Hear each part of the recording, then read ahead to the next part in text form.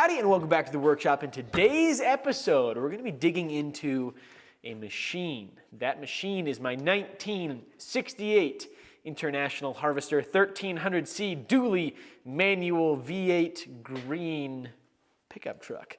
Now, you guys might remember from the last episode, I went and drove out into the absolute middle of nowhere, northeastern Montana, to get this thing out of a barn. It's been parked since 1976 in that barn, and so believe it or not, it's got a couple issues. Now, it's got 72,000 original miles on it, but because it's been parked for so long, it is pretty well froze up. I don't know a whole lot about vehicles in general, but I do know about machines, and it turns out cars are just machines. But in order to be able to learn how to work on cars specifically, I thankfully have a couple of friends who know what they're doing, who are gonna come up and be helping me out. Brian is a good friend of mine who lives here locally. He works on a lot of cars. He has a YouTube channel about working on Mitsubishi Monteros. It's Montana Montero. He does some cool stuff with them. The first thing that we did was pull out the spark plugs. These are what combust fuel in the engine, and they're the easiest way to get a look inside the cylinder. We sprayed some penetrating oil in there to help get things loosened up, and then started trying to crank it over by hand, which you can do by getting a wrench onto the crankshaft down underneath the engine.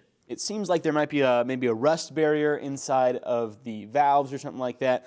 Maybe a little bit of rust that the pistons are having a hard time pushing past, because it is moving, but not super easily. And so I'm gonna hook up the battery from my truck to this guy and see if we can get that sucker to turn over. It's been soaking in a penetrating oil all night, so hopefully that helped loosen things up a little bit, but let's give it a shot. Good.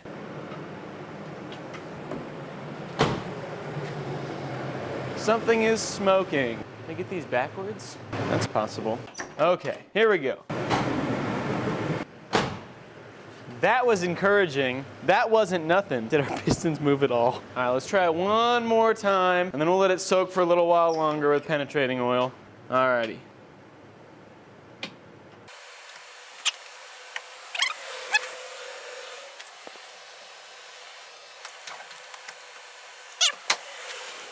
The next day. Finally, we've got a battery on there. The battery's all charged up. I think we can give it a shot turning it over. Oh yeah, that is the good stuff. It's turning over, which is very exciting. With the starter motor being able to turn everything nice and easy, it was time to check the compression of each of the cylinders. Since the spark plugs were already out, you hook up this little device and it tells you exactly how many PSI each cylinder is making. Now, ideally, it would be somewhere around 125 PSI, but it doesn't look like we were quite getting there with any of the cylinders. Each of the 8 were somewhere between 80 and 115 PSI, which means that none of them were quite good enough. Do you need a fuel line in there first? Well, Or to pull the fuel pump so that it's not trying to pump junk up into the... well, it's been doing that this whole time. Oh, has it? But I mean, I'm guessing that there's not a whole, that all has to be cleaned out anyways. It's probably not actually flowing anything. Yeah. You want the whole I thing would off? just leave the whole thing off. This is freaking hilarious. This little green wire Yeah. is for your tachometer.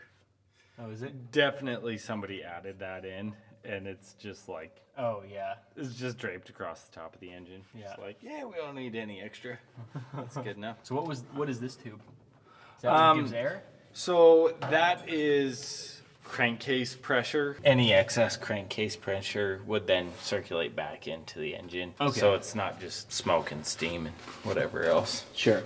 It seems like your carburetor may actually work. Good. And it may actually squirt some of that nasty gas up into... It may be actually pumping some gas up in there. Uh-oh. We might disconnect the fuel line, but I'm thinking for now, we might just leave that off, Will. Okay. We'll just leave it off. I mean, we can do a couple of different things right now. If we squirt some gasoline in the carburetor, Yeah. it'll fire. Deal. It'll make some noise and some smoke. We're gonna wanna completely go through this carburetor and clean it out anyways. Yeah. So I'm not too concerned about that. Ready? Yeah.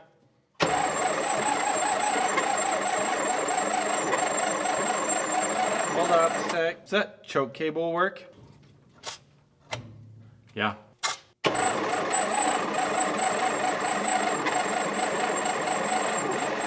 let's just pull something up and throw some jumper cables on the starter and just kind of take the rest of it out of the equation and see if it actually cranks over a little faster. Sure. It's like another 10% faster, but it's not real impressive. Is that what the choke does? It closes that? Yep.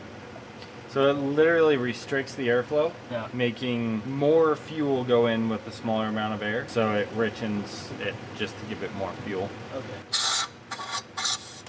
Good? Yep. Well, we learned some things. You think that junky gas could be helping cause the issue? I think we're just not cranking fast enough. We probably need to pop this starter out. And it looks like the starter's been worked on a bit. So there's a good chance that the starter was a problem a long time ago. Oh, well, I can do that. That doesn't look very hard to replace. No, 2 bolts and wires. Disconnect the battery first so Yeah. you don't make sparks. So the next step is replacing the starter, which is that fella right there. See if that gives us a little bit better crank speed.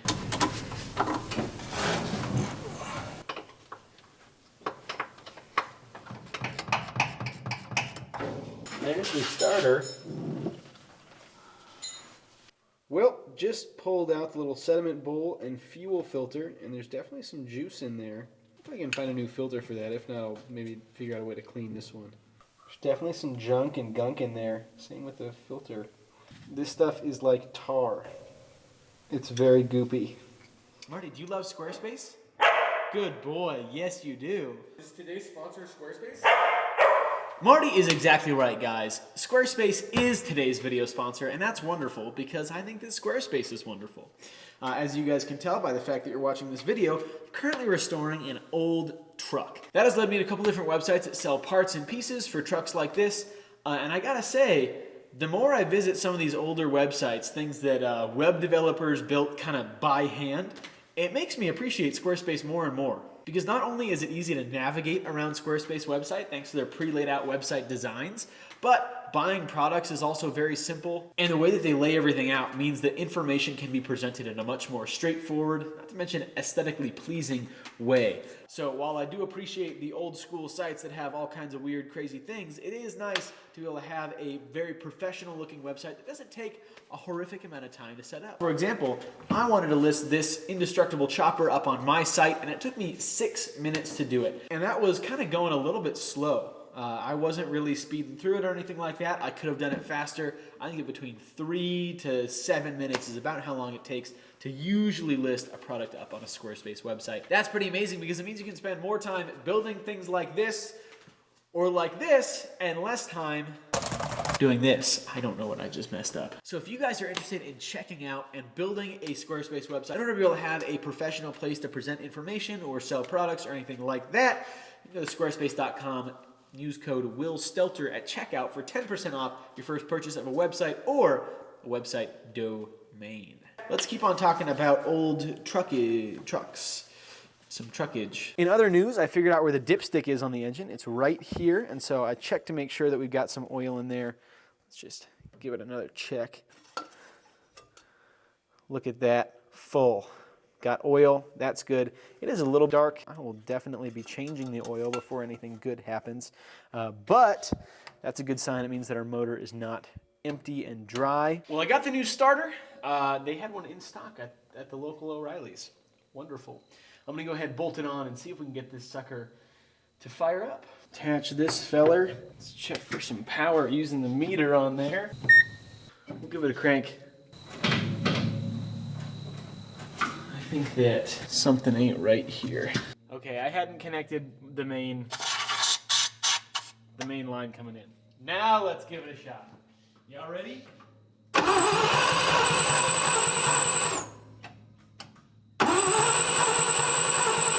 Well, with the new starter in place and it's still not firing up, I wanted to move on to other things to see what I could do to get it fired up. I thought that maybe getting some gas in there would be helpful. In order to do that, I need to pull off the gas tank. Okay, so in order to get the gas tank off, there's 2 bolts down here on the outside and there's 2 up on top of the frame here that bolt through to the inside of the truck. That's one of them, and the other one is like right over here. We're gonna run an impact driver from up above and have a 5/8 wrench down below, and we should be able to get that gas tank pulled off.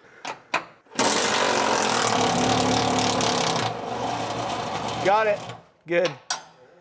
Get it, got it, good. And the other bolt is right there. So we got some foam under there, and then that if the gas tank falls, it won't die. Good, oh wait, okay, keep going. Alrighty, it should.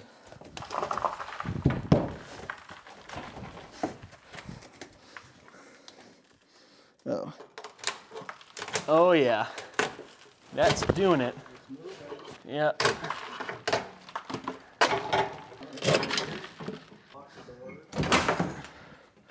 Well, there's half of it. That fuel line was holding it on.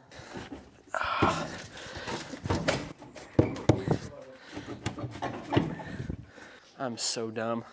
Well, I've never done this before. So on one side, the fuel line was connected. On the other side, the intake was connected. I gotta like, get that undone. There we go. Neat. Ooh, there we go. Voila. Boy, that sure is, oh my gosh. Cookie? No bake cookie? Oh yeah, there's gas in there. Yep, there's definitely some gasoline in there. Well, the top of the tank looks nice.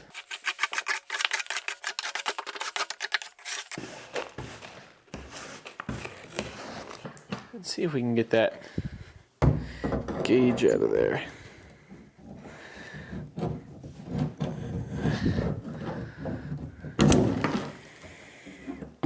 Yep, got it out. If I was a betting man, I'd guess that this is gonna need to be replaced. Wow, there's a lot of junk in here. I wonder if it would light on fire. It did in fact light on fire. Well, since it's not firing up yet, we're gonna go ahead and check the spark plugs to make sure that all of them are getting spark and they're able to ignite the fuel going into the cylinders. So we pulled out all of them and it looks like the 8th cylinder is not getting any spark. I think it's a janky ignition cable. So I'm gonna get that thing replaced and we're gonna see if it'll turn on with all 8 cylinders firing. Well, this whole time I've been spraying brake clean in the carburetor trying to get it to start. What I didn't remember is that since I'm a knife maker, I don't know how to read. And this is non-flammable. Fortunately, I have a lot of this stuff, which is very, very flammable. So we're gonna give it a shot. See if it kicks on. We do not have spark in the last 8th cylinder, but who knows? I might still give it a go. Ian, do you want to go crank it over? Ooh! Let me spray a little more. Get away from it. Yeah. Oh my god. Awesome. Get that last cylinder firing, a little gas going. Oh yeah. All right, so the next thing that we have to do on the engine is replacing all of these ignition cables right here. I ordered in a new pack of them. There's 9 cables in total, 1 to each of the cylinders, as well as 1 to whatever this guy is. Let's get that fuel line hooked up. I might throw the headers on very loosely just to get them tied in so I'm not spitting flames inside the engine bay. Okay, I couldn't really film the fuel filter just because it's way down under the engine and yeah, just not in a good spot to film, but through totally safe and official means, there should now be a reasonable gas supply being siphoned to the gas tank. So I'm gonna spray a little bit of juice in here to get it going and then see if it's given fuel where it's supposed to go. Alrighty, moment of truth. I've got a fire extinguisher handy for hopefully nothing.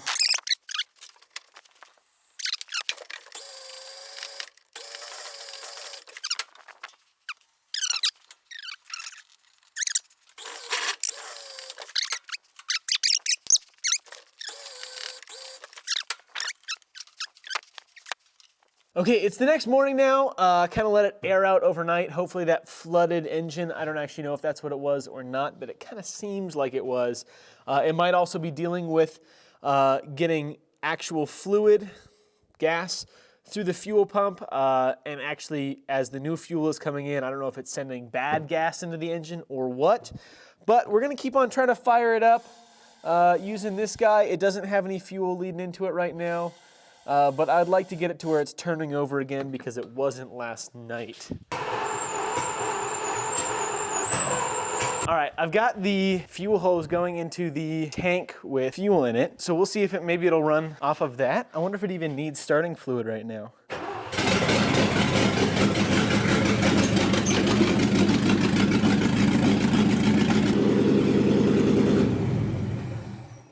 Oh my gosh!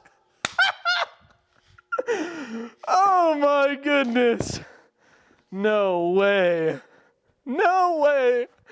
Holy smokes! Wow! Oh, okay, we're gonna have to, now things are serious.